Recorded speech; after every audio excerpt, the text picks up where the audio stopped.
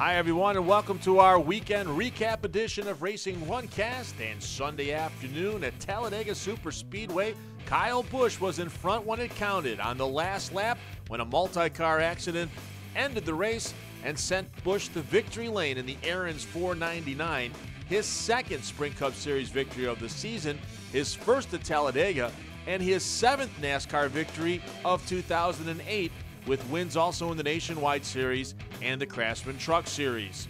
For Busch, it was a dream come true to drive his Toyota Camry to victory lane at Talladega. I was running like fourth or something like that, fourth or fifth, and we were all bump drafting there, and then I got a huge shot from behind, shot me out of line, and we got into McMurray there, and I don't know what happened with that scenario, but fortunately we were able to straighten it up and get going.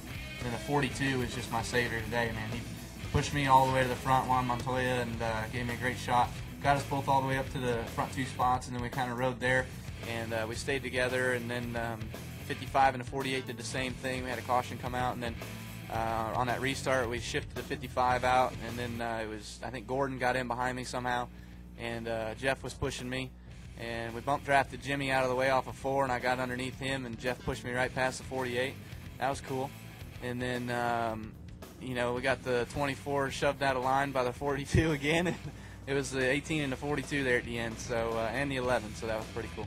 The victory was an emotional one for team owner Joe Gibbs, who watched Busch and Denny Hamlin score top 5 finishes for the JGR team. When you got a race team like that, you got 3 cars, and it's almost like the emotions are all over the place. At first, you're down there, you're upset because Kyle, everything that happened there on the pit road, and he winds up a lap down. You got Tony leading the race, and all of a sudden Tony gets, cuts a tire down. You got Denny, looks real strong, and then all of a sudden he gets shuffled all over the place. And so for me, it's just emotions are all over the place. And of course at that point, mid-race, you figure there's no way Kyle's going to have a chance to win it. And so I'm really proud of our whole team. Juan Pablo Montoya finished second behind Busch. I fell back pretty bad to like 20th place with like 15 laps to go, or 20, and made a couple of moves that took me all the way to the front. It really helped Kyle. We did I managed to get in his bumper, and when you could get in somebody's bumper, you could actually push them all the way around the corner, the lap, and make a bunch of ground, and we did, and he was good enough to get me into second. Then I dropped to fifth. Then we made some moves, got up to second again. So it was pretty cool, pretty interesting race. Denny Hamlin did finish third in the FedEx Toyota. David Reagan was fourth in the Roush Fenway AAA Ford. And it was Brian Vickers rounding out the top 5 in the Red Bull Racing Toyota. Tony Stewart led the most laps on Sunday at 61, but got caught up in a multi-car incident on lap 173 to knock him out of contention and keep him from scoring his first career Cup win at Talladega. Series point leader Jeff Burton finished 12th.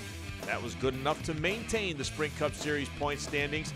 He is now on top of Busch by 22, with Dale Earnhardt Jr., who finished 10th on Sunday, third, 79 points out. Hamlin is fourth. Jimmy Johnson is fifth as the series heads to Richmond International Raceway this Saturday night. We have much more at RacingOne.com, including complete results, statistics, photos, and much more post-race analysis.